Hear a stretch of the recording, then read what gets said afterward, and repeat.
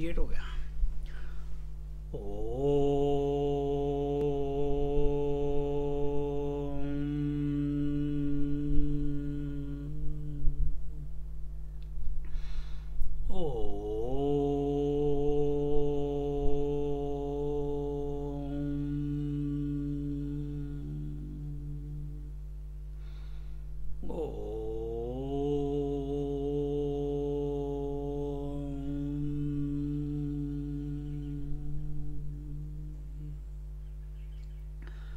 गुरुर्ब्रह्मा गुरुर्विष्णु गुरुर्देवो महेश्वरः गुरु साक्षात् परं ब्रह्म तस्मै श्री गुरवे नमः।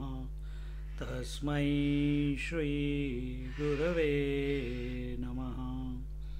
तस्मै श्री गुरवे नमः। We are looking at the 16th verse in Amrutanubhava in the 5th chapter, where Satchidananda Padatrai Vivarna, where the words Sat, Chit and Ananda, their khandan is being done. That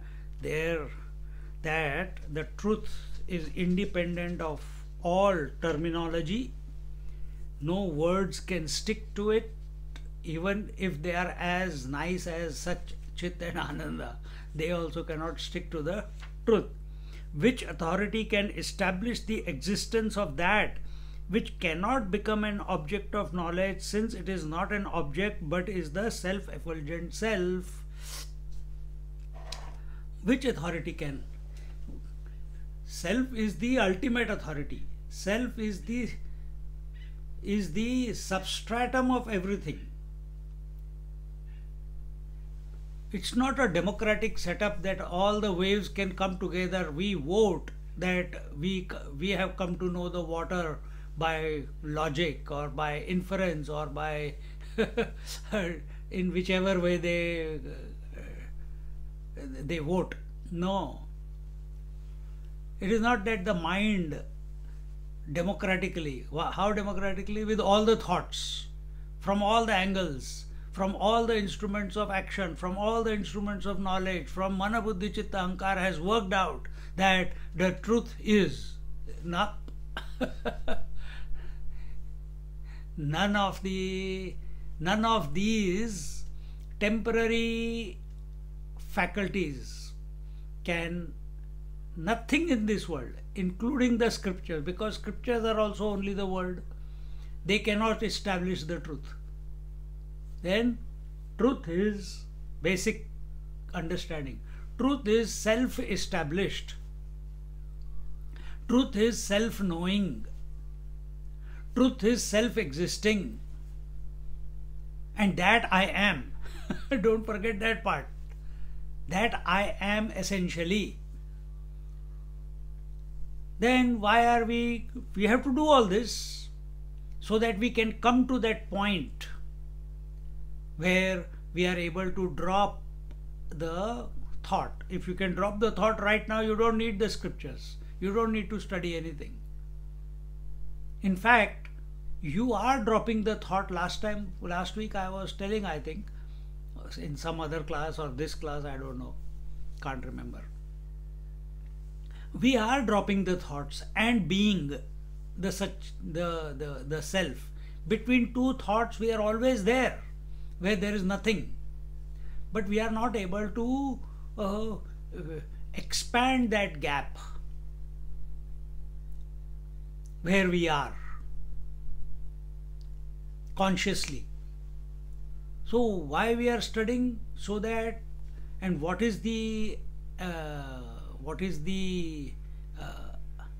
anomaly which is coming and not allowing the gap to continue for a longer period?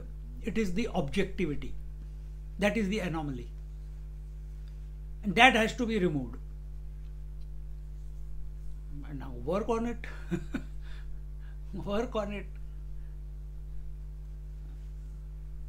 But whatever work you are doing, when I say work on it, You are working on the anomaly, you are working on the mind, you are working on the thought, you are working on purification, only to come to realize that you are never corrupted, you have never been impure.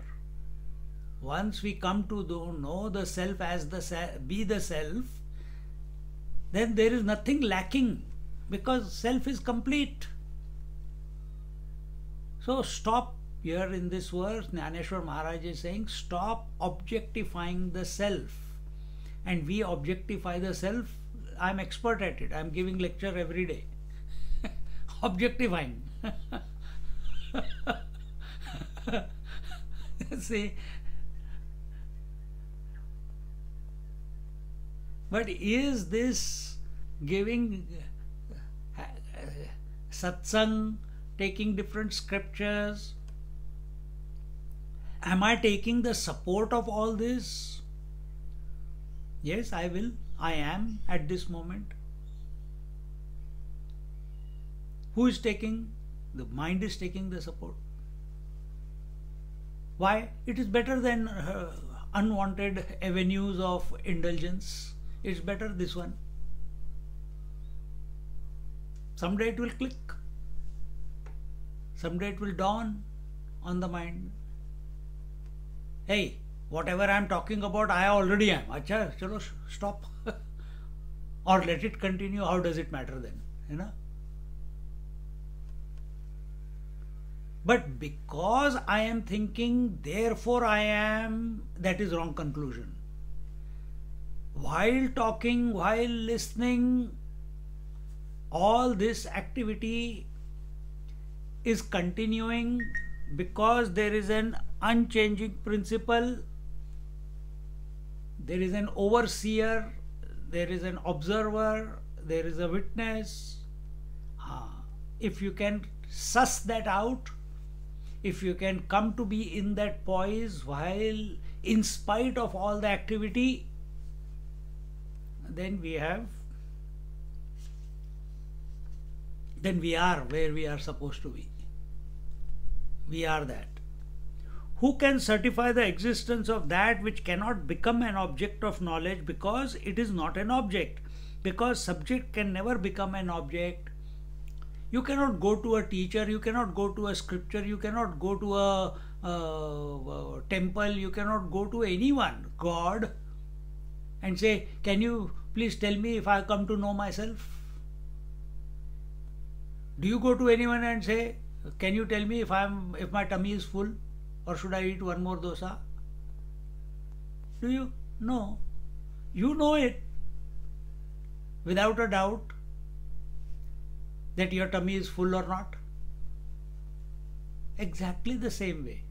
You don't say, hey, I am looking at these, forms, I can see this something square here, some small square there, I can see light.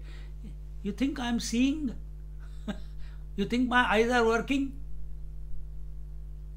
No doubt, no. Exactly the same way. That doubt is always about something that is separate from you. That is something other than you, there is a doubt. So, you can have no doubt about yourself because you know you are. Right now you are. Now question is, what do you consider yourself to be? Do you consider yourself to be the reality? Do you consider yourself to be the jiva? Or do you consider yourself to be the Gaunatma, which is father, mother, daughter, sister? Or at the jiva, because jiva is identified with the body, so do you consider yourself to be the body, meaning sometimes I am a hearer, sometimes I am a seer, sometimes I am a listener, sometimes I am a talker, sometimes I am a walker, sometimes I am a waker, sometimes I am a dreamer, sometimes I am a sleeper.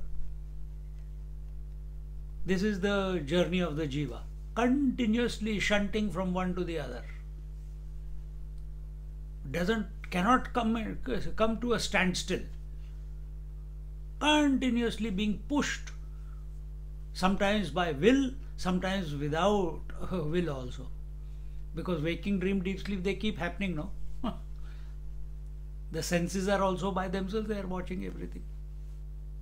The mind is also pumping out thoughts by itself. And this jiva gets so broken up into many thoughts, because he identifies with every damn thing that comes by. And then that's his fall.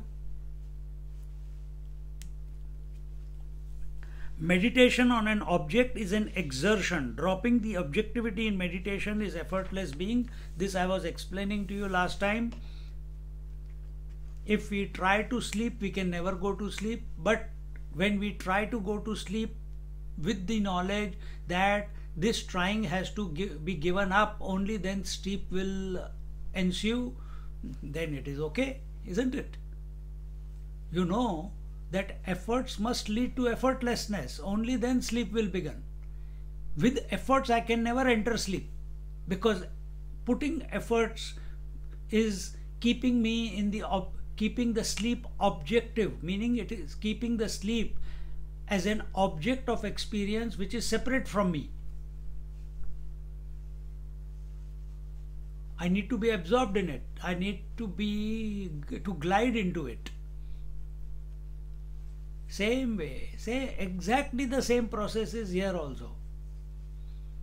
Yes, we put the efforts to study, to contemplate, to meditate, but meditation is an effortless glide into being.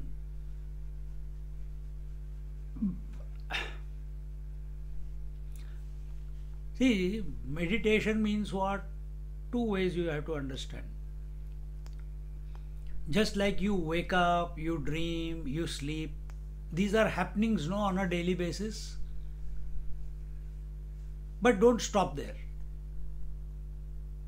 The fourth state, what is that? Turiya. What is that? Vaikhari Madhyama Pashanti. The fourth state, Para. What is that? Nirvikalpa Samadhi. So that is also happening many times. Just as by default you are becoming awake, by default you dream, by default you are going to sleep, by default you are meditating also. It is only a state. It is only that it cannot be a permanent state. The meditation, when it becomes permanent, unbroken, continuous, forever and ever and ever, with eyes closed or with eyes open, then you are in sahaja sthiti.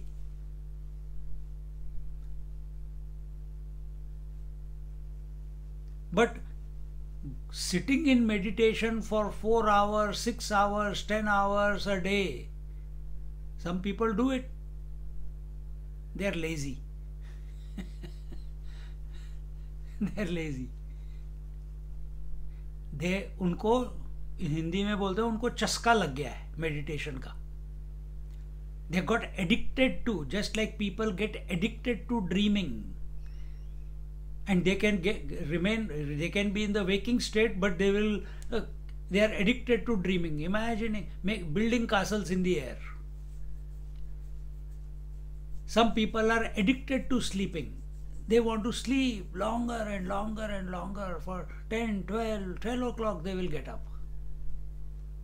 Similarly, sitting in meditation can also become addictive. It is not the goal that we are seeking in life.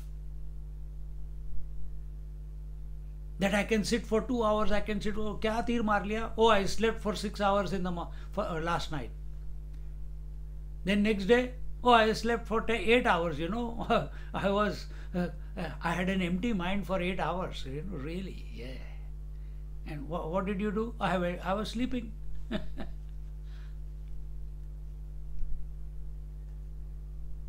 So that's not a great achievement. Similarly, sitting in meditation is also not a great achievement. If we are deciding and going into meditation, it is not an achievement at all. It must be a natural consequence. Sleep is a natural consequence. Do you sleep in the afternoon? Right now, is sleep coming?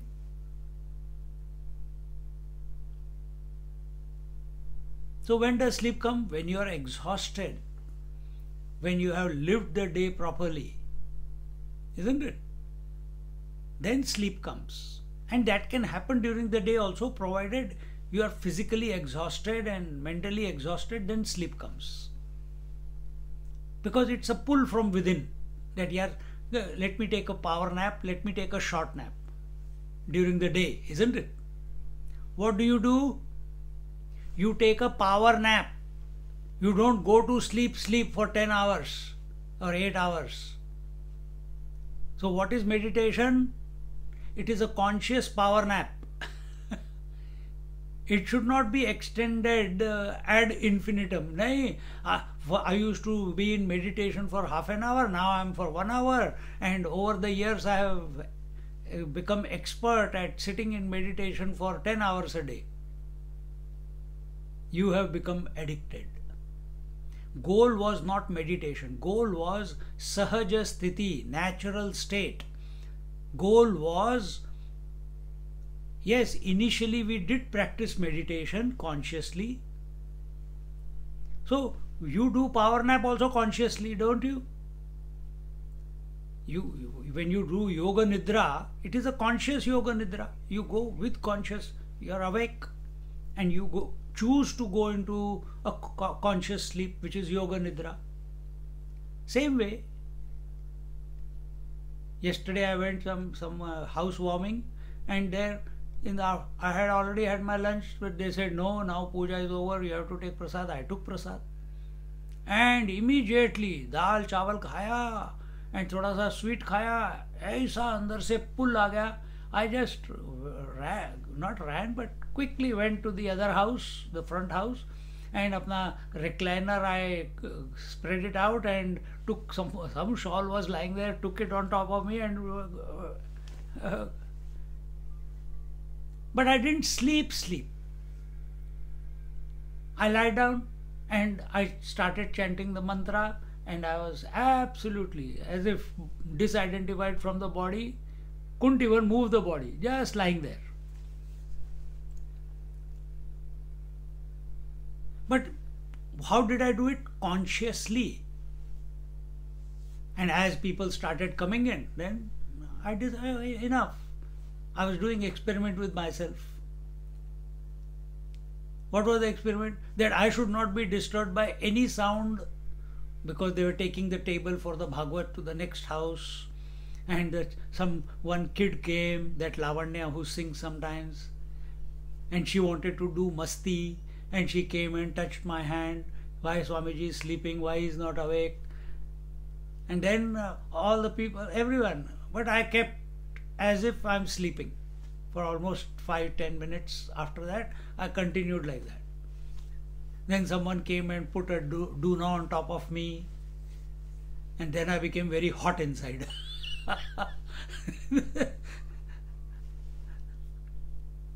And then because I was awake anyway, conscious sleep. So same way, meditation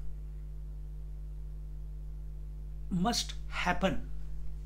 And if we are invoking meditation, just like we invoke power nap, if we are invoking meditation, yes, it is necessary to do that also, but don't get addicted to it. Instead, our approach should be, yeah, okay, I know how to be, what it means to be conscious without thinking for a certain period of time. 15 minutes, half an hour, 1 hour, I know. How can I remain like that 24/7? That should be my goal. My goal should not be, how can I keep going into meditation again and again? If that is happening, it's an escape.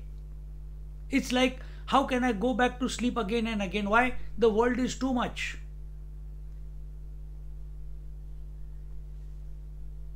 So you want to run away to Himalayas, you want to run away somewhere.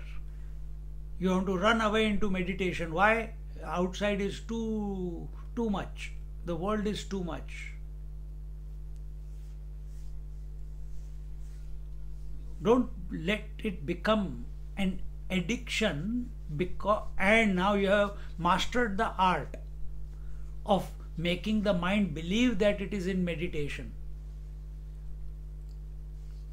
That can also happen to some people. But basically, it is either an addiction or it's an escapism. Our goal must be very clear. And our goal is Sahaja Bhav, Sahaja Sthiti, a natural poise in the self as the self 24/7 in spite of the world being around us. Unaffected, uninfluenced, unentangled in the world. So now we are developing I can only say this way, that we have on one hand the discrimination between the real and the unreal is going on, and on the other hand there is extreme dispassion towards the world. Then this sthiti will come. Yes, Shatka Sampatti is there, Mumukshutvam is there, that you are building up. Don't use your Shatka Sampatti and Mumukshutvam to go into meditation again and again. Don't make it an addiction. Very quickly, whatever mind gets used to, it becomes addicted to. That we know, isn't it? Nowadays I am making soup every afternoon. Vegetable soup. Addicted. Every day. If I don't make a soup, I feel something is missing. So, there are two types of subjects, absolute self and relative. Absolute self, we understand the pure consciousness, and the relative, so that is the Atma. And what is the relative self? Relative is Jivatma. Some people call Jivatma the soul, so that Atma which is identified with the body is called the relative self, whose identity is based upon what it is identified with.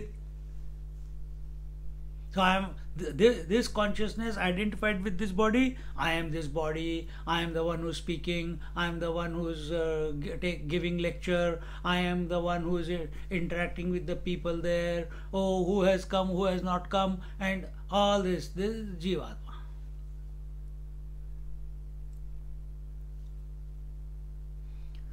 They are like the two birds on the tree of Karma Phala referred to in the Mundaka Upanishad that I spoke about it last week.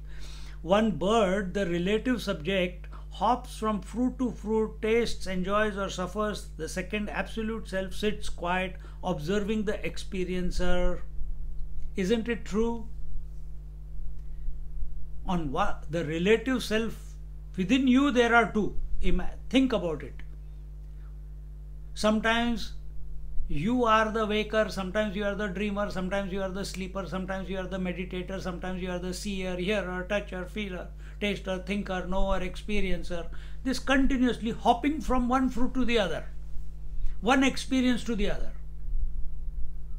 And is there not another one who knows that all this is happening? Is that person outside of you?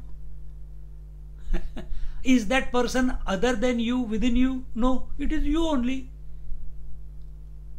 So you only are the observer, and you only yourself imagine that your existence depends upon experiencing everything. So these two are not separate. They are one only. So catch them. First become available. First become aware that these two are there.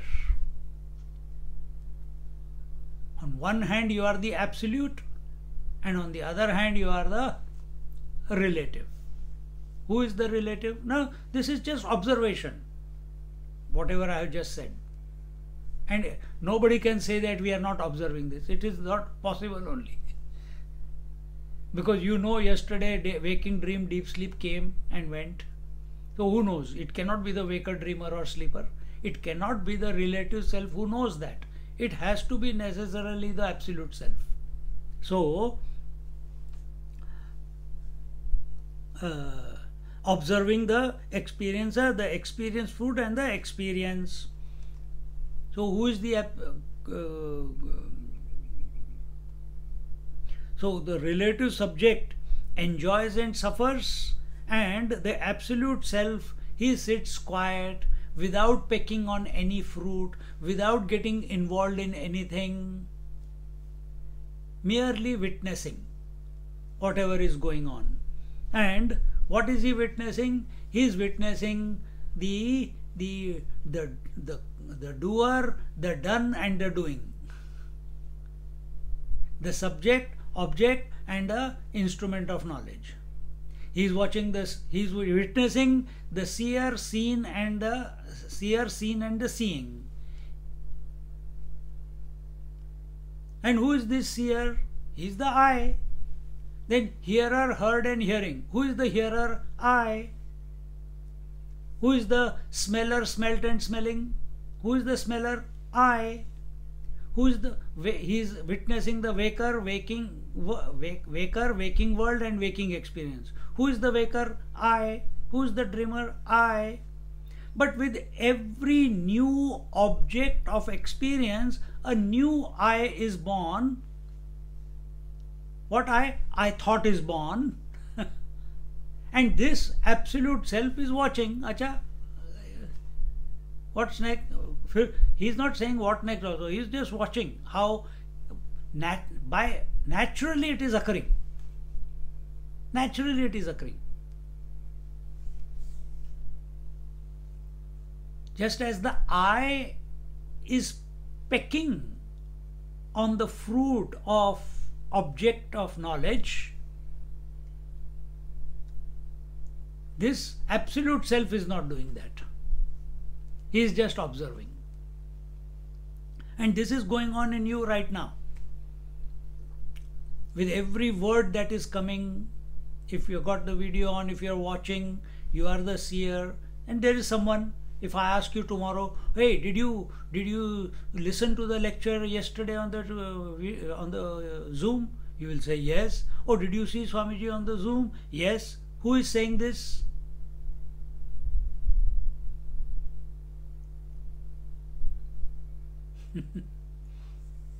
Who is saying this?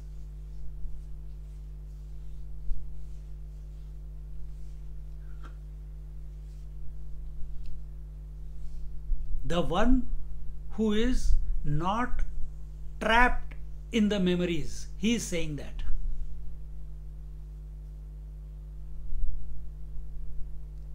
Because memories are also object of experience only, isn't it?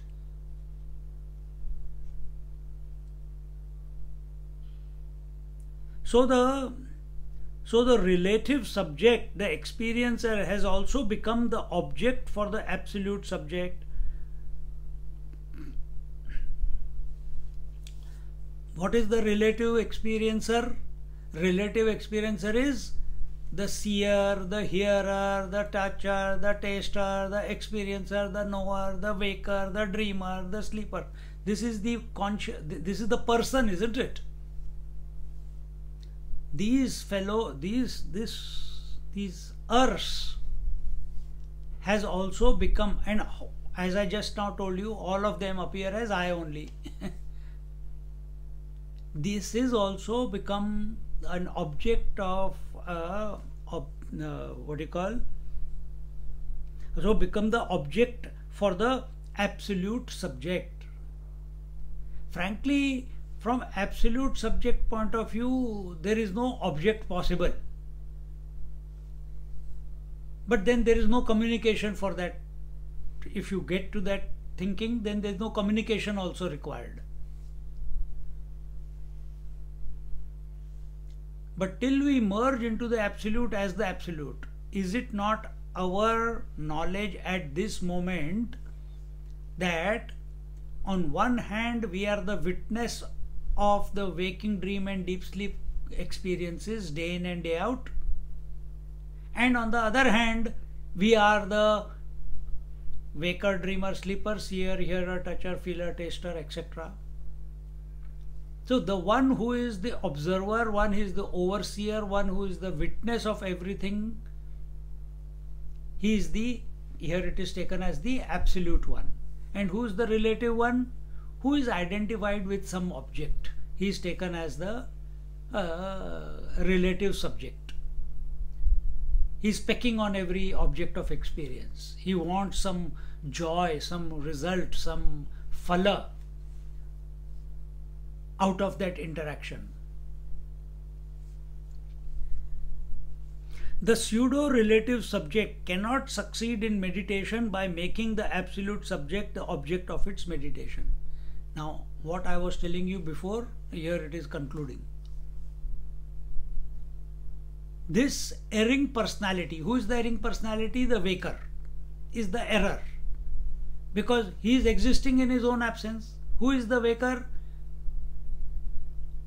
It's the waking consciousness identified with the waking body. He is the waker. He is not even considering himself to be the one who is the same one who is expressing through the dream and the sleep also. He is only taking the waking body to be itself. That is the waker, isn't it?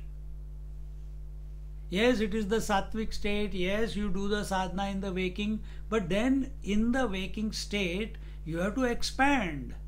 Just like we said few minutes ago, the absolute subject is the knower of the three states. Where can you be the observer of the three states? That is your natural position. But is it easy to be the observer of the three states in dream? Not possible, because too many thoughts. Is it possible to be the observer of the three states in deep sleep? No, you are under the grasp of the ignorance. So you become available to yourself only in the waking state, where the thought onslaught is much manageable, if we can say that. There only it is possible. So right now what is happening? You are being bombarded with thoughts from the from the teacher. And when these points are being talked about of absolute observer or absolute subject and relative subject, if understanding is taking place, means you sussed it out, that you are catching that yes, these two are there. And the moment you say, yes, I know that the three came and went, that very moment, for that fraction of a second, you are neither the waker, nor the dreamer, nor the sleeper. You are the absolute self. You cannot disengage from the absolute self. It is not possible only. No, I'll be the absolute self in meditation. Not possible. You are the absolute self whether you want it or you don't want it, because that is your natural state.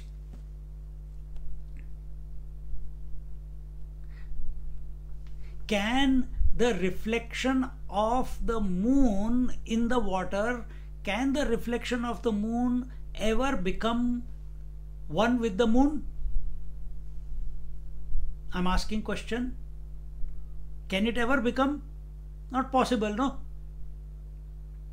The quality of the reflection of the moon is similar to the original moon. So can the relative subject ever become one with the absolute subject? Question. If not, why? Tell me. Because the relative subject is never there. You hit the jackpot.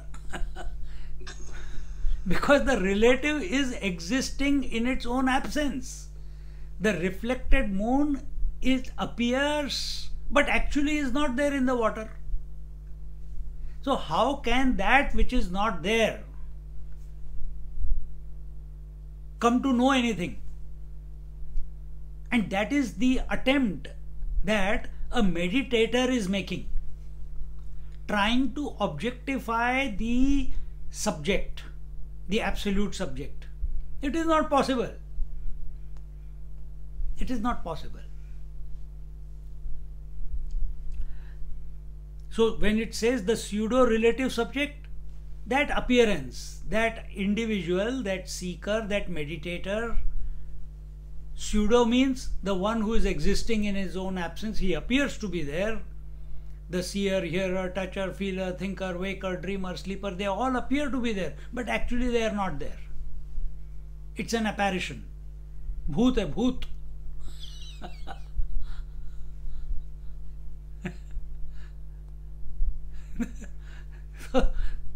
What do you mean? That we are all ghosts walking around? Yes, you are ghosts walking around.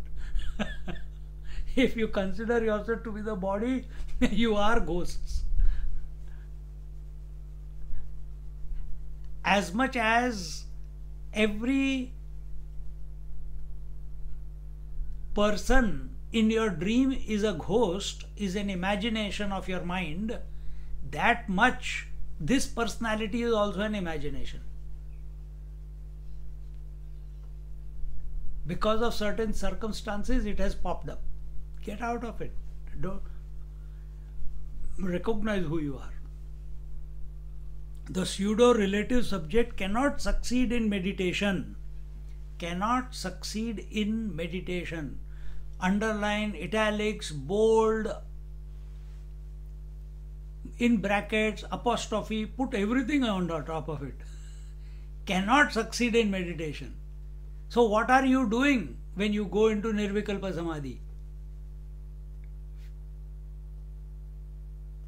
What are you doing if you are going into Nirvikalpa Samadhi? You are going there with the thought of wanting to know the self and be the self. Nirvikalpa Samadhi only happens because, someone tell me before I give the answer.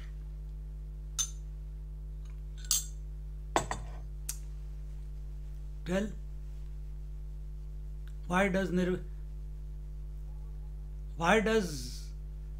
Nirvikalpa Samadhi happen? If you are focusing on the self, thinking of the self, then you should glide into self. Then why don't you get into the natural state? Why do you come back to the waking state?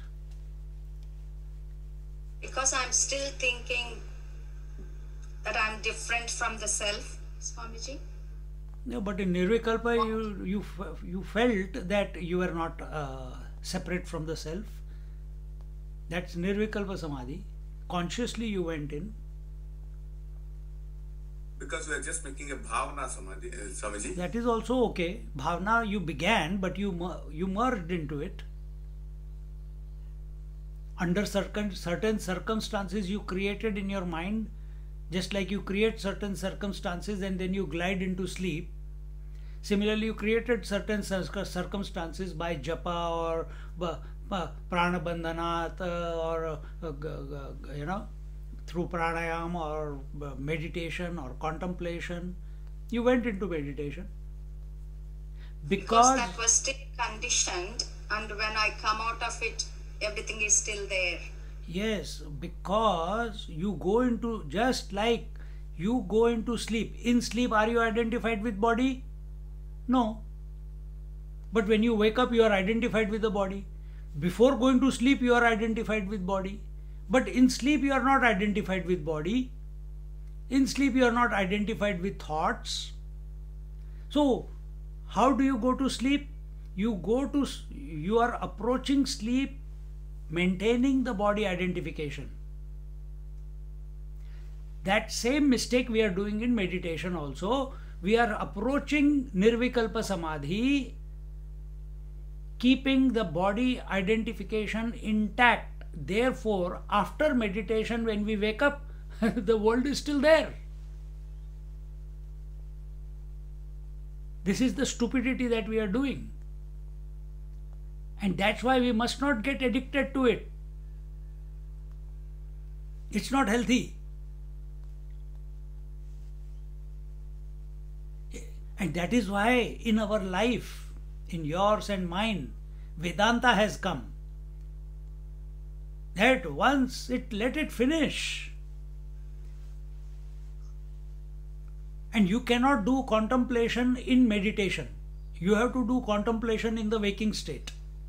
You have to come to the right conclusion in the waking state. You have to sort things out in the waking state. You have to become convinced that you are the self which is one without a second in the waking state. You cannot do that in meditation. So that means this premise that I am one without a second is still not overpowered all other identifications yet. That's why you are still coming back out to the waking world after meditation.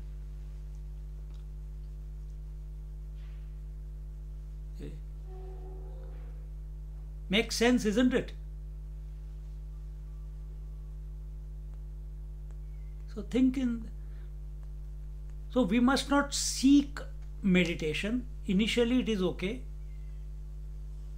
but we must not seek. We must remain awake, we must remain alert, we must remain vigilant, we must remain doing the bhavana if you want that I am all that there is. That I am the Sarvam Khalvidam Brahma.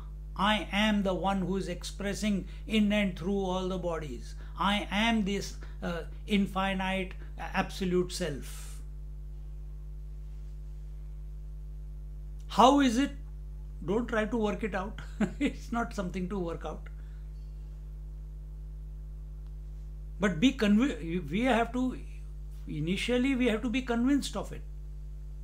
Initially. Then only we'll pursue it. But then a point must come without going into meditation. Without going into meditation, that whatever I am pursuing, this absolute self, I already am, then why am I pursuing it? It is not something that is to be gained through books. It is not something that is to be gained through logic. It is not something that is to be gained through any process. Not through yukti, not through bhakti, not through jnana. It is not to be gained through anything, because it is me.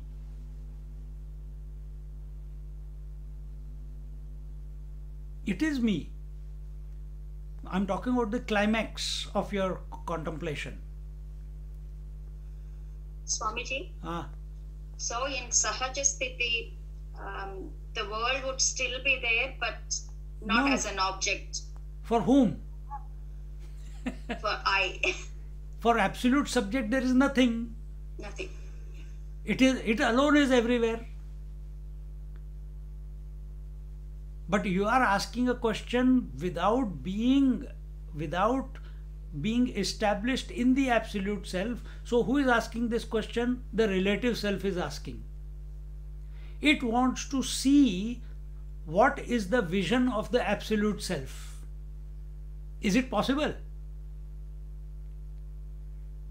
Can the reflected moon imagine what is the view of the moon who is outside the waters? The reflected moon cannot be without the waters. The original moon cannot be touched by waters. Can it even imagine what it will be like? So we have to come to ourselves, the true self, the absolute self that we are, that it is untouched by untouched by the Panchakoshas, untouched by the Panchadhatus, the Panchapranas, the Manabuddhi Chitta Ahankar.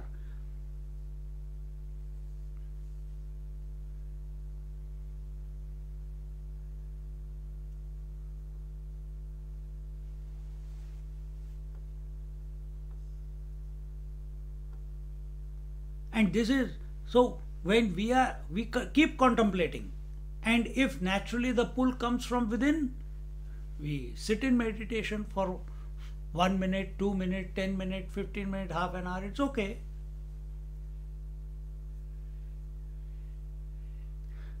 But oh, that was so wonderful sitting in meditation, gone. It has become an addiction. Oh, the bed was so cozy.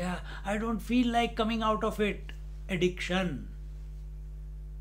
This is the same language with any object of contemplation, isn't it?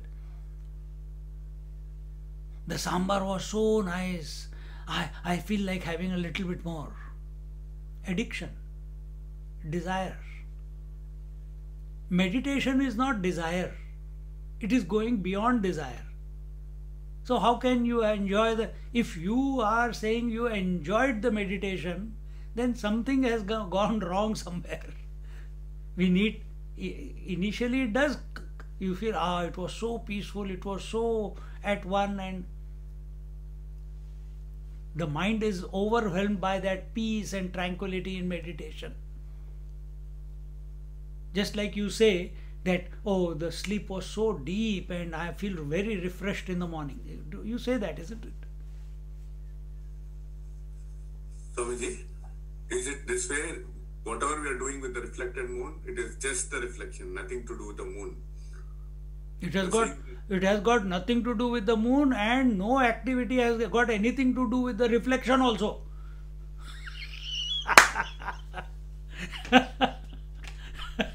Can the reflected moon ever get identified with a wave on the water?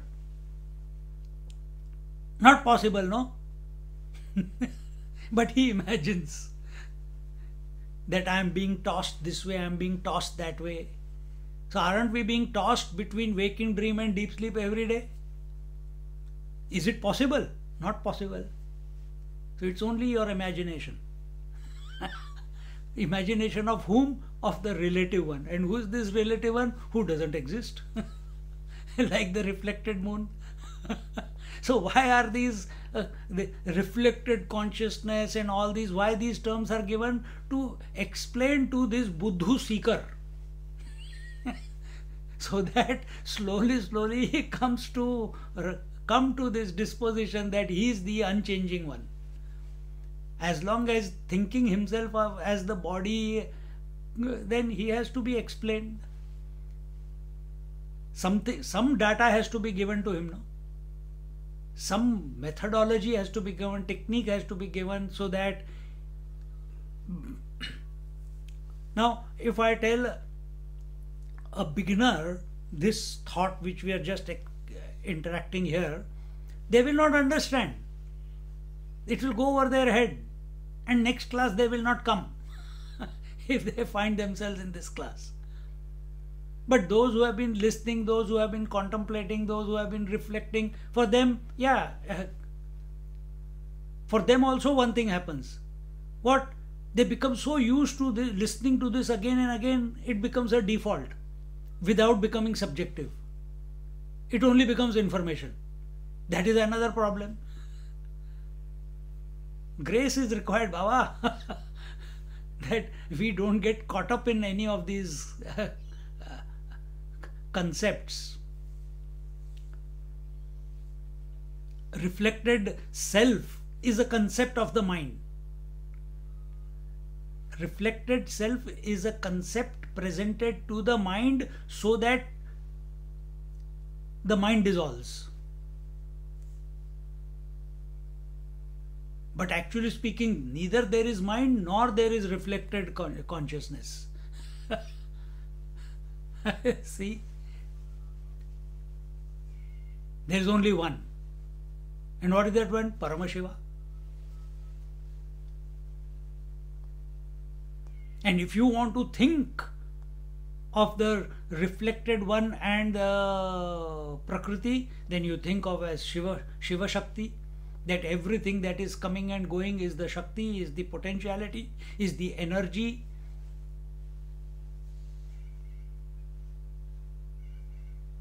And without whom that change is not possible is the constant one, and that I am. Chidananda Rupa Shivoham Shivoham. Come to be that.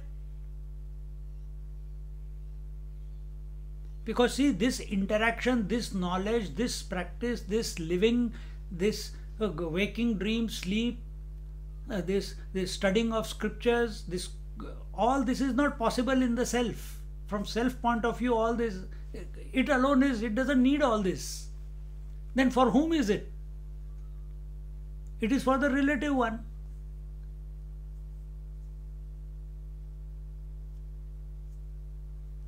Even if we can come to a point that we take a jump, we discover ourselves that this relative one is a pseudo, it is a ghost, I am the witness. At the empirical level, in the worldly level, in this life, as long as this body is there, the best way would be the witness. Very few, very rare ones are those who are merged into the self as the self. They are avdhutas then. And then your mind will play games with you. I don't want to be an avdhuta. Oh my God, how will I then? What will happen to my children? Then where will the income come from? And what will happen to this and what will happen to that? Forget. No, remain witness. Remain undisturbed. Have the udasina bhav towards everything that is going on. Without be but don't become.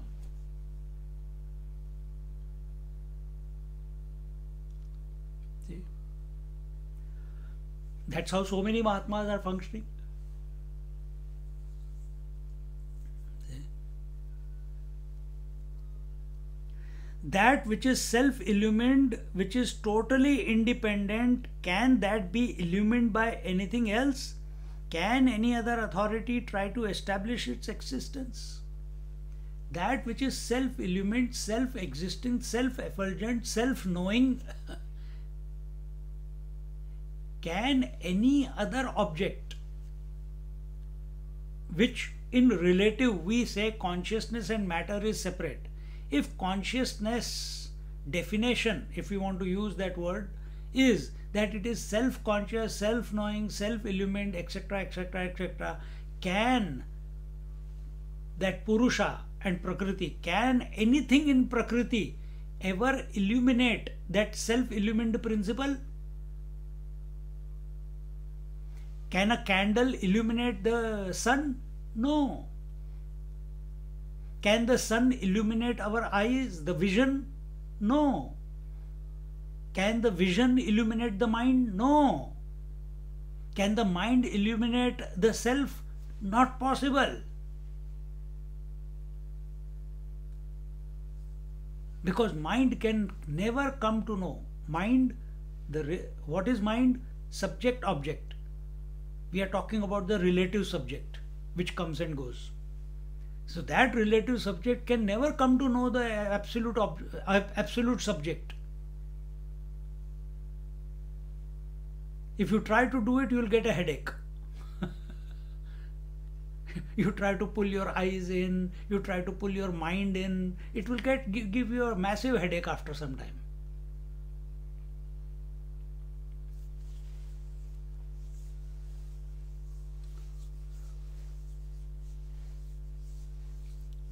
So to know the self through the thoughts, through the emotions, through the logic, through the concepts, not possible. Then why are we using all these words? Then why are we using this? Because we are if our mind, if our understanding is tamasic, we want to bring it to sattva point. We want to make it sattvic. We want to purify our mind. Instead of the mind getting lost in the objects of the world, we want the mind to be lost in the object of the self. Okay, it is better.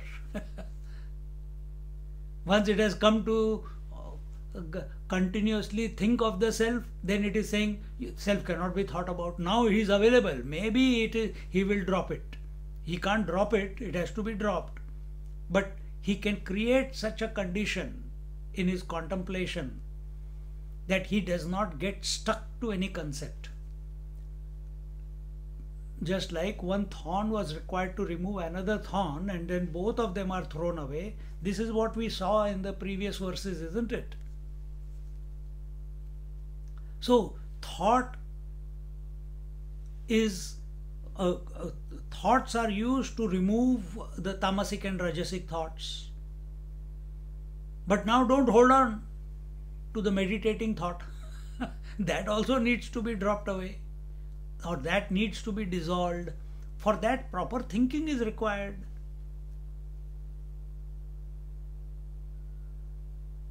And that thinking must lead to dissolution of thinking.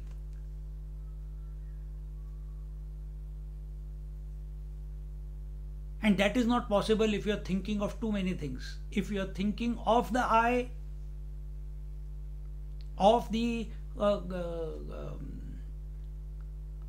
nature of the absolute I, who the mind is thinking, it must dawn to the mind that why am I thinking? I am already that. That will only happen by grace. But we must come to that point.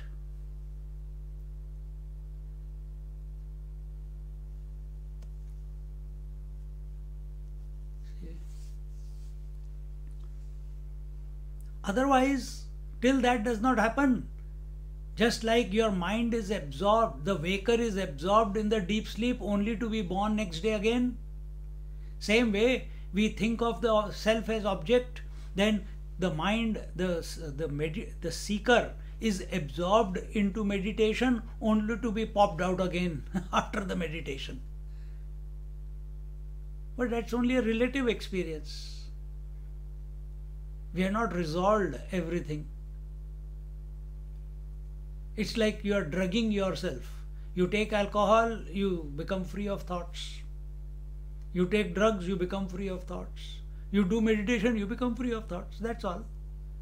But when you come out, the wife is still there, the husband is still there, the problems are still there, the pain is still there. Everything is there.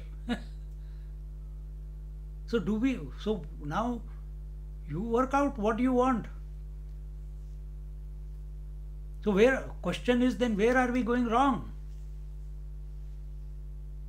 Where are we going wrong in our approach? We have made meditation also into an experience. So what is that? That is the para. That is the turiya. We have to go beyond that.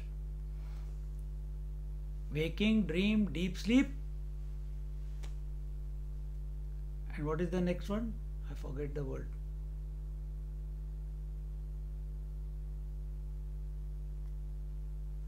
Waking, dream, deep sleep and turiya. Vaikhari, Madhyama, Pashyanti and para. So all these four are coming and going. Consciously or unconsciously.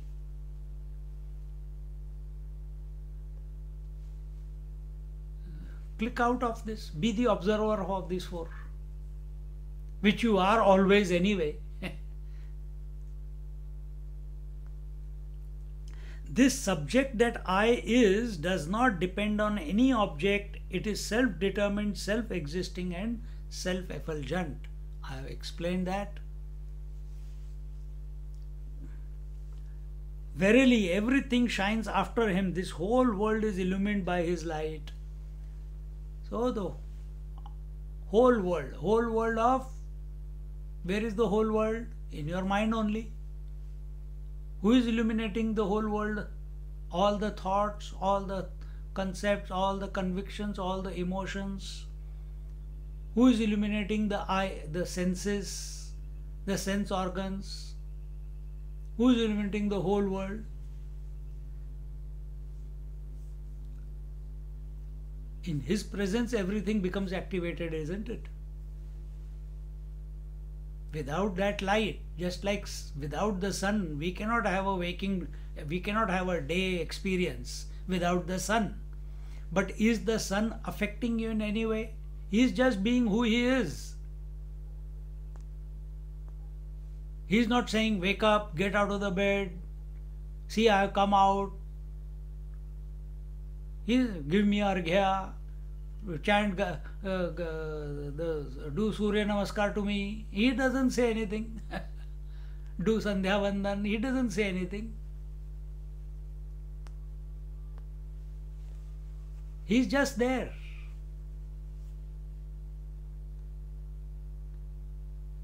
In His light, our life becomes possible, isn't it? Life is at the earthly level. But is the sun only illuminating is the sunlight only coming to earth? No, it is going to all the planets. Similarly, the light of the self is not only coming to the waking, it is going to the dream also, it is going to the sleep also, illuminating the sleep also. It's illuminating the meditation also. So can the sun be known? What is the nature of the sun? Can it be known by any of the planets? Not possible. Similarly, can the objects of the world, if you put it into a nutshell, can the mind ever come to know? Because mind is relative, coming and going. Can that relative mind ever come to know the absolute? Not possible. And which is this absolute? I am the absolute. Who is stupidly considering that I am the mind. So now because I don't know how to come out of the mind and not be the mind. This is what the doubt is in every person, that how can I leave my mind? And we are showing you that, don't you know that thoughts are coming and going? Yes, they are coming and going. Then you are not the thoughts. अरे कभी सोचा ही नहीं ऐसे. Do you know that waking, dream and sleep come and go? Yeah, I know, they come and go every day. Then you are not the waker, dreamer, sleeper. अरे I never thought that way. No, don't think, be. Again we go into thinking, make it into a memory. You have to be. Take that position. Be in that poise. See? Once the object is dropped and one turns inwards and reaches the correct destination of the subject, thereafter even the word subject has no meaning. But with correct understanding you have to go. If there is any error in understanding, with regards to sleep, you will not go to sleep. You will not be able to surrender to sleep. Similarly, if there is any error in understanding as regards the self, then what will happen? Then meditation will happen. Only to come out of meditation to the waking world. See?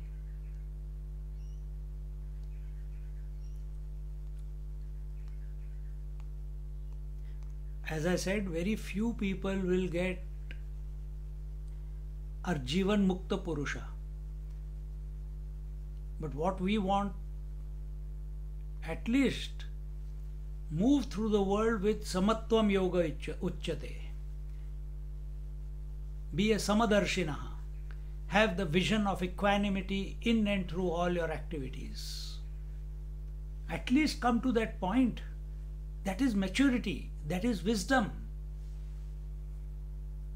Not living at the objective level, and being shunted from one object to the other object and thinking, without this object what will my life be, without that object what will my life be, I cannot live without this, I cannot sleep without my pillow, I cannot sleep without my bed.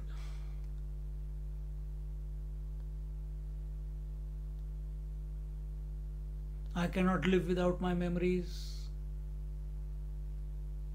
Get out of all this. You're doing disservice to yourself if that is our disposition. Once the object is dropped, again object is not dropped, object drops by itself. If you are correctly contemplating, it drops by itself. And one turns inwards and reaches the correct destination of the subject. See, now in language this is the shortcoming. It is self-contradicting. One hand it is saying that you cannot reach it, the reflected moon can never reach the original moon. And here we are saying, so reflected moon, the reflected consciousness, the relative I, the mind, which is in the mind. And we are saying, oh, once it reaches the correct destination. It's not possible only, but in language that is how we have to communicate. Reaches the correct destination of the subject. So, how do you reach the correct destination of subject? Even while talking, listening, you ascertain as to, are you the listener or are you the witness of listening taking place? That you have to be. Either you are the listener. If you are the listener, you are the relative I. If you are the witness of hearing taking place, then you are the witness. Then you are not become the listener. Listening is taking place. Because whatever is the words are coming to you at this moment, they are only guiding you to recognize your true identity. So don't become a collector of information. Right here and now, take the actual position of being the witness. And how is that possible? By not becoming a listener. Because listener, listen to, and listening is the triputi. The listener recognized for whom are these words going to? Listener. Listener is listening, and while listening he realizes that, hey, I am the observer. The umbilical cord is cut. The cord of identification is cut. It's that instantaneous. But to stay there, papad belne padte hain. So again and again, keep coming back, keep coming back, keep coming back. Because so many lifetimes, or in this lifetime, so much of practice of taking the relative position. To break that relative position,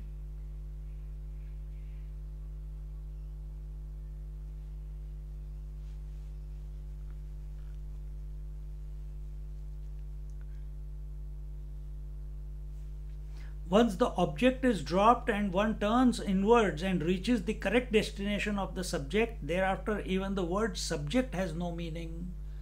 Yeah, who will say subject? I alone am. And that is a thought-free experience. In other words, it's an experienceless experience. I alone am. I am experiencing myself. How can I experience myself? It's not possible. You are imagining. If you say I am experiencing myself, you are imagining. You are in a gaga land. Need to be taken to a mental hospital. I cannot experience myself. I am all that there is without a thought. That is my natural state. Once the in the same way, once the words Sat, Chit and Anand have been used to negate their opponents, thereafter no purpose is served in calling Sat Chit Sat as Sat, because other than Sat there is nothing else. So why are we using words? Only to cull out the opposite ideas that the mind presents itself. So why we use the word reality? To cancel unreality. Why do we use the word divine? To cancel the word undivine. Why do we use the word devas? To cancel asuras. Why do you call waking? To cancel deep sleep and dream. Why do you use the word subject? To cancel the word object. Again, same way. And you can keep making the list, make your own list. So every word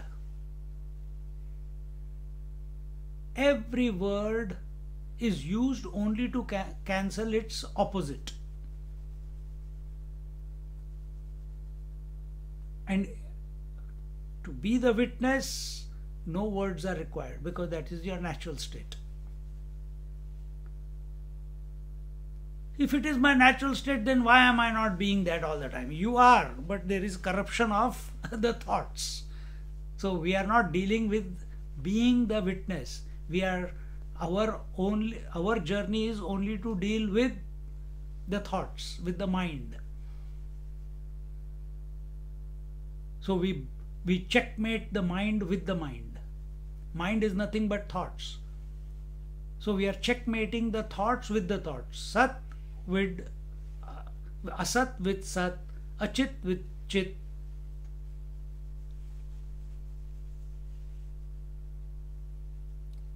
Dukkham with Anand. This is checkmating. Mind is very, very creative in popping up more anomalies of thoughts because it wants to win the game of objectivity.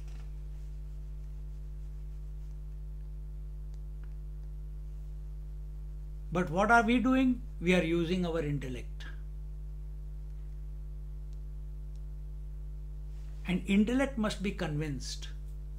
Intellect has the capacity to think beyond the norm. Intellect has the capacity, which is called faith, faith is always about that which is not in your experience at the moment, isn't it? It's only an idea. God is only an idea, and you have faith in that idea.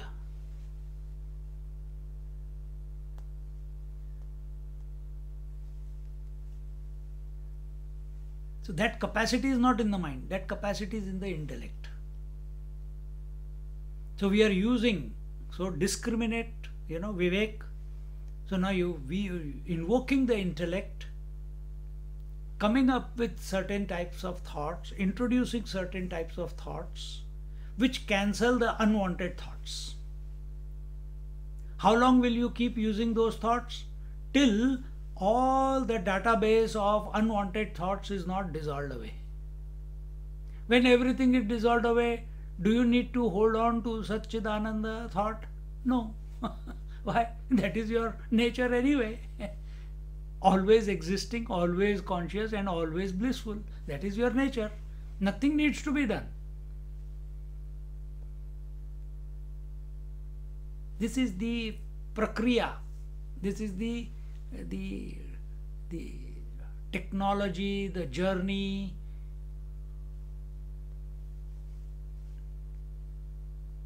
of checkmating the mind.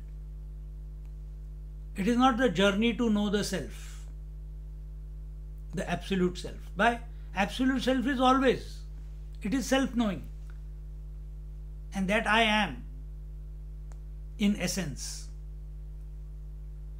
So journey is to remove what is coming between me and myself.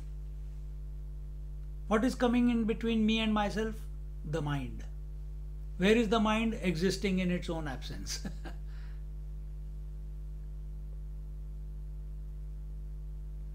If you can catch what is being said, a reformation will happen.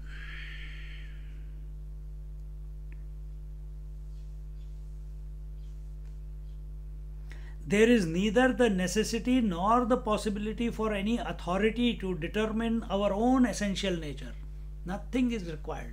No teacher is required, no Mahatma is required, no God is required, no scripture is required to ascertain that I am alive, that I am conscious, that I am existing.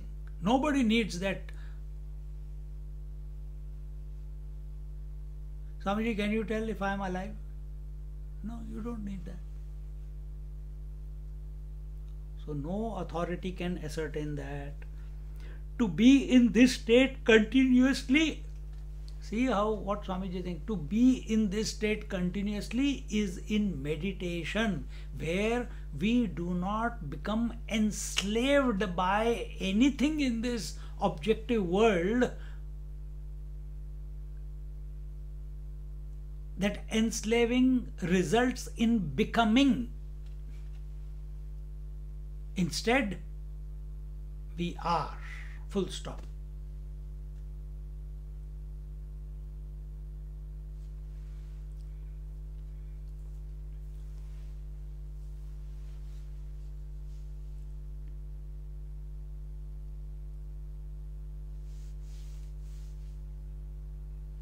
And you cannot be in this state. This state has to happen.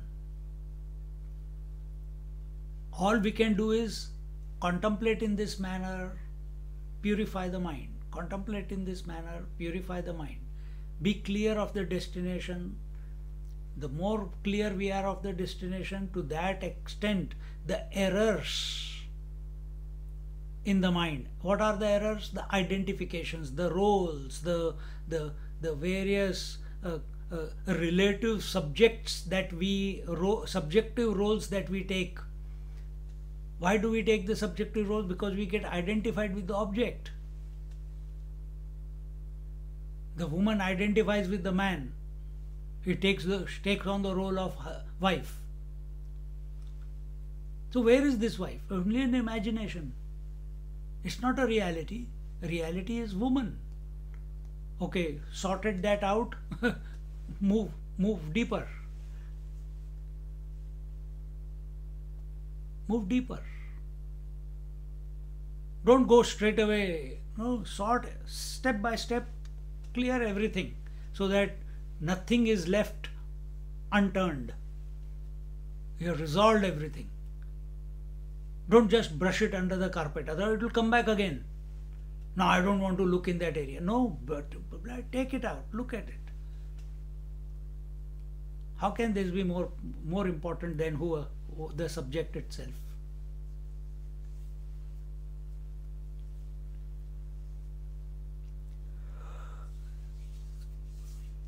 There is neither the necessity nor the possibility for any authority to determine our own essential nature.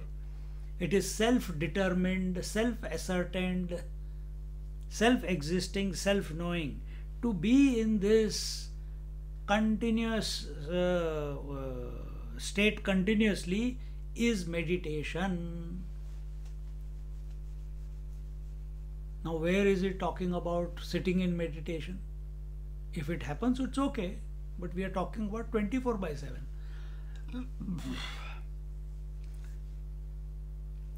The contemplative thought is continued. Prameya parichede pramanatvanande te kaya swatah siddhe vastu chathai. The means of knowledge have meaning on account of the object of knowledge. How can it hold good for the self-ascertained existence? The means of knowledge. What are the means of knowledge? The antakaran. What is the means of knowledge? The intellect, the mind, the senses. These are the means of knowledge. Have meaning on account of the object of knowledge. So means of knowledge are only used. The intellect, the mind, the memories, the mana buddhi chitta ahankar, the intellect, okay, that's done, and the sensory organs, etc. Whatever knowledge you are gaining or you are being exposed to, it's only to deal with the object of knowledge. It's not to deal with the subject. Again, same point, but in a different words.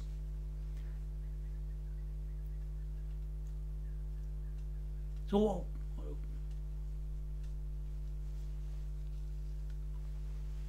means of knowledge are used to counteract the object of knowledge, or have meaning on account of object of knowledge. If there is no object of knowledge, is there any necessity of means of knowledge? If there is no object, are the means of knowledge available in deep sleep where there is no object? Are the means of knowledge available when there is no object of knowledge in meditation? No. So they are functional only if there is object of knowledge. And what is object of knowledge? Anatma is the object of knowledge, isn't it? So how can the means of knowledge with which we are functioning in this world, through the senses, through the mind, through the intellect, through the memories, how can all these faculties, how can these means of knowledge function in that which is self-knowing, in that which is self-existing, self-illumined? Not possible. The means of knowledge have meaning only when there is an object of knowledge. The pramana are the eyes, and the prameya are the colors and forms. Pramana are the eyes. The instrument of knowledge is the pramana, and the prameya, that means that the object which is to be ascertained are the colors and forms through this instrument. And the pramana are the ears, and the prameya is the sound. The pramana is the sakshi, and the prameya is the thought. Again, come to that. Just as now, think in a little bit outside the box. What is the experience of the eyes with regards to their object of knowledge? Tell me, I'm asking. What is the disposition of the pramana with respect to prameya? Example, what is the disposition of the eyes with respect to colors and forms? What is the disposition of the ears with respect to the sounds listened? What is the disposition of the nostrils with regards to the various smell? What is the disposition? The pramana is illuminating the prameya, but not attached to it. Pramana, inert. Pramana is also inert. It cannot illuminate. You need pramata for it. Knowledge can only take place if there is triputi. So here we are only talking about the object of knowledge, and we are talking about the instrument of knowledge. We are not talking about the pramata. That word has not been used yet. So what is the relationship between the instrument and the object? Tell. Anyone else? Brainstorm. Many to one, Swamiji. Huh? Colors and forms to vision. That is okay. That we already know. The colors or what you see, they don't. It can be many. Like Nagaraj said, it can be many, but the eyes are only one. Yes, And, yes. so they are not. Accepted something else. You both are close, but something else.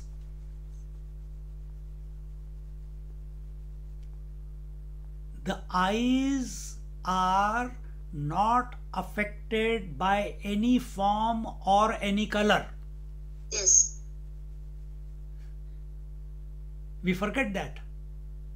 Even though we are looking all the time, but we forget that. It That changes. the vision, the eyes are not, they are illuminating. One moment I am looking at Usha, another moment I am looking at Nagaraj, now I am listening to you. Well, the instruments are not affected. They remain undisturbed on account of what they are uh, interacting with. Isn't it? Yes, Swamiji. Yeah, yeah. Same way. Same way. The witness that you essentially are is undisturbed by what it is illuminating, Yes. Yeah. which is the thoughts, which is the waking dream deep sleep, which is the don't become the waker, don't become the dreamer, don't become the sleeper, don't become the what you call seer, hearer, toucher, feeler. If you don't, everything is coming and going unnecessarily, or becoming someone. Remain the witness. Remain as the witness. So he is saying that similarly the pramana is the sakshi and the prameya is the thought. Thereafter neither the knower nor the known are separate from each other. And how long will the sakshi remain a sakshi of the thoughts? How long?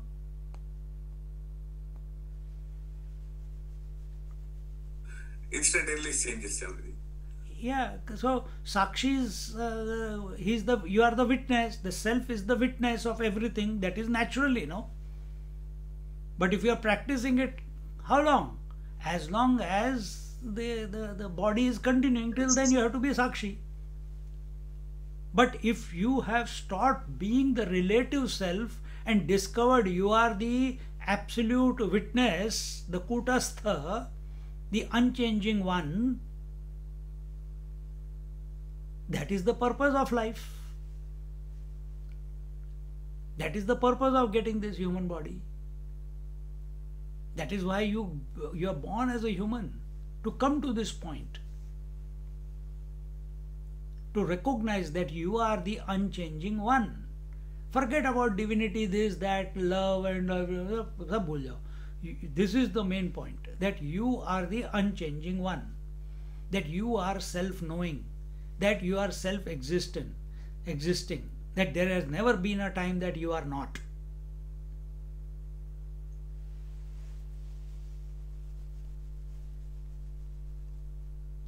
Relatively, we speak.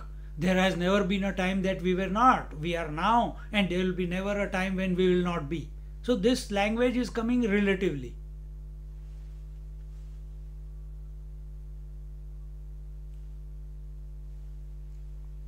See?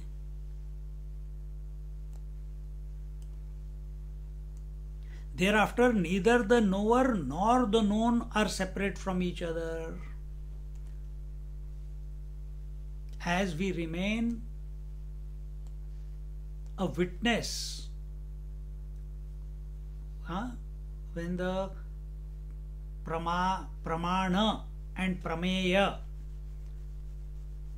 when as the witness remains undisturbed by what it is illuminating, just as eyes are not disturbed by what they are illuminating, the colors and forms, witness is not disturbed by what it is illuminating, the thoughts. The momentum in the thoughts only comes when the witness becomes the subject, the relative subject. Then the momentum comes. That is called identification. That is called value giving. That is called giving importance to the object. Witness is, it's okay.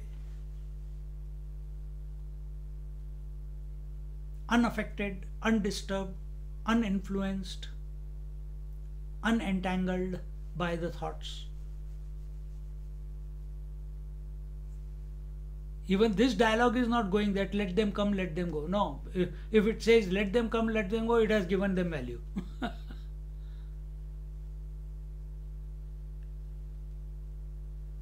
Sun doesn't say, oh, let someone wake up, let them wake up. Those who don't want to wake up, let them not wake up. No, from sun's point of view, there is only sun. From sun's point of view, there is only sun. There is no people on the earth from the sun's point of view. Even if you go in a plane only 30,000-40,000 feet above, you can't see any human beings on the earth. Can you? What about talking about light, so many light years away to go to sun? From there, what will be there? You're not even a mosquito from there. Think out of, don't think from gross. What will be it? What will be the sun's vision towards the earth?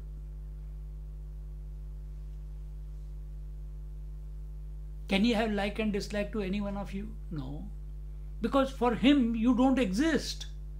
And he doesn't care if you exist. He's self-existing. He's self-illumined. He's self-determined. Because you do Arghya and you do Surya Namaskar and you do Puja and Arti of the Surya Devata in your Navagraha Puja, that is for your satisfaction. You are recognizing, you are bringing that outside sun within.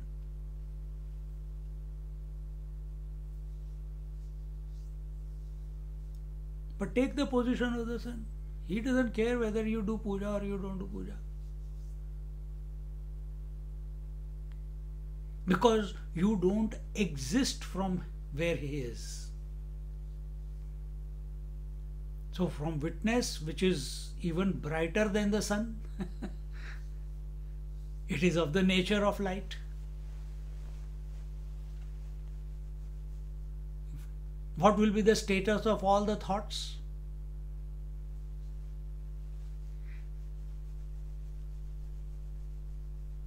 Inconsequential, not important at all.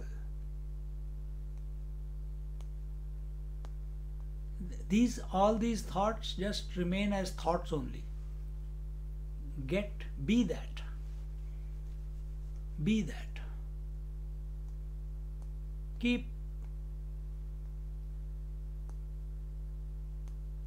Keep purifying and keep contemplating, not for the sake of contemplation, but coming to the correct conclusion, correct destination with regards to the self. And that correct conclusion cannot be a straight answer. It has to be contradictory. As long as you're in the mind, it is contradictory. But are you a contradiction to yourself? Is your existence about yourself, is it a contradiction? Is your existence, is it coming and going like thoughts and concepts? No, na? So, mature, urvarukameva bandhanat, mrityor mukshiyamamritat. Mature yourself in your contemplation to such an extent that the objectivity drops away by itself. It doesn't take long, because you have experienced objectivity leaving you in toto when you go to sleep every day. It doesn't take long. You know all objectivity vanishes between two thoughts. It doesn't take too long. When you sit in meditation, objectivity goes away for whatever time you sit in meditation. So it is possible.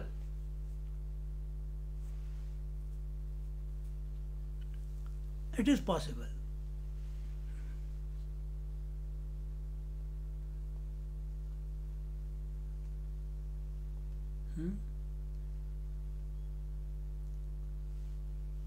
In that which is self-determined, how can pramana, prameya and paricheda differentiation exist? So, the grosser we are, we see a wave separate to another wave. We see an ornament separate from another ornament. Necklace is separate to a bangle. We see one pot is separate to another mud pot. This is the vision of differentiation. This is the vision of a relative person.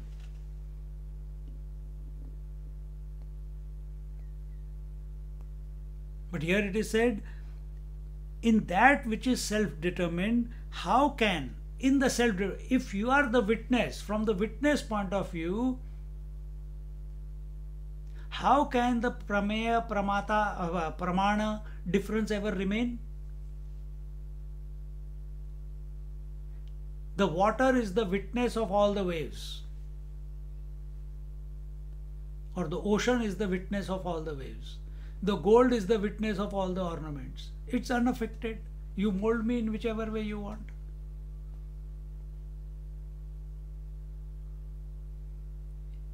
I will remain gold only.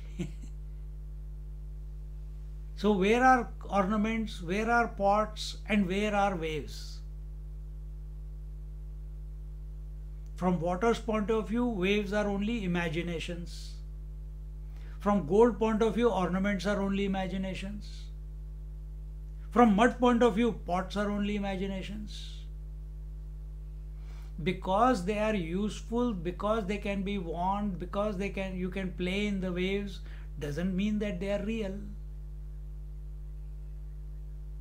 So from witness point of view, the pramana and the prameya become one, because the consciousness, the witnessing consciousness is one without a second. It is not one per person. Its nature is one without a second. If you want to take witnessing consciousness as the totality level, it is Shiva Shakti. Shiva is the witness, and his potentiality is the Shakti. You become the whatever, and he knows that the Shakti is inseparable from him. Shiva knows that Shakti is inseparable from him. Do you know that the mind is inseparable from you? What is the consequence? That all that the mind imagines by way of thoughts, the whole universe, past, present, future, the various bhuvanas, gods, everything, all that is in the mind only. Without mind you cannot know God also. It is inseparable to the witnessing consciousness. It's instantaneous.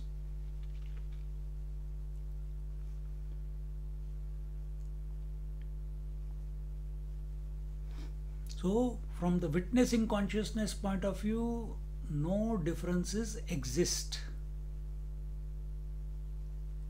To know that I am, there is no need for any pramana or authority. So for authority of colors and forms, the authority was the eyes. For the authority for all the sounds was the ears. Now in the same way we tried to explain initially that what is the authority which is determining the thoughts, the witnessing consciousness. But you come to be the witnessing consciousness, the authority goes away. Authority meaning the instrument of knowledge goes away.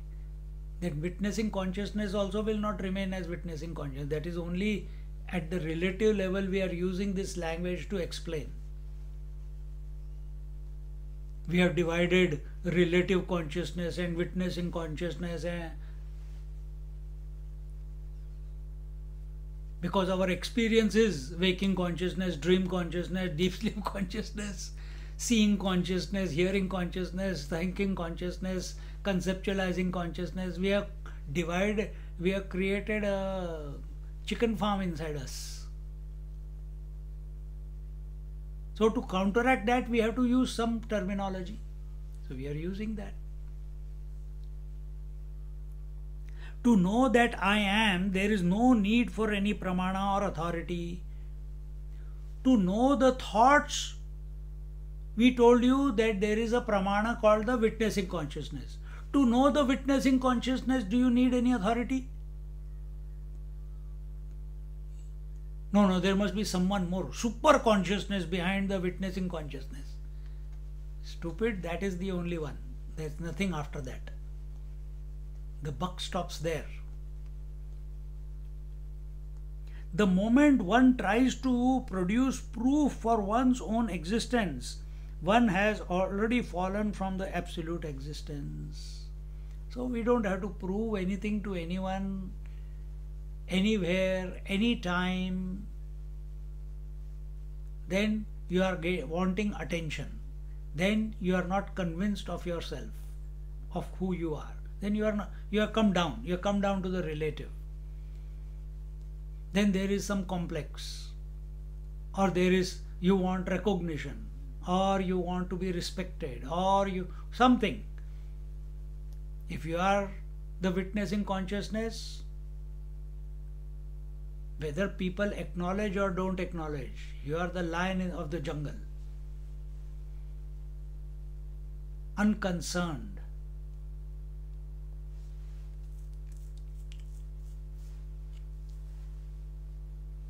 ओए बता दिया करो यार, time हो गया करके.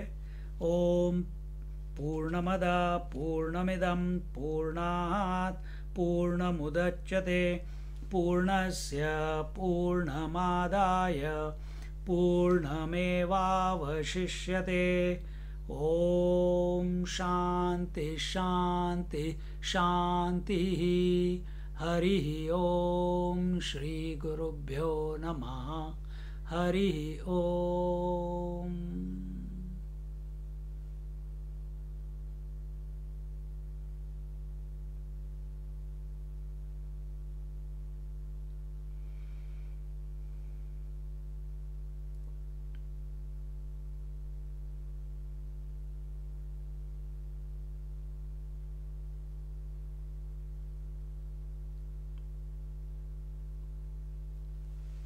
हरि ओम.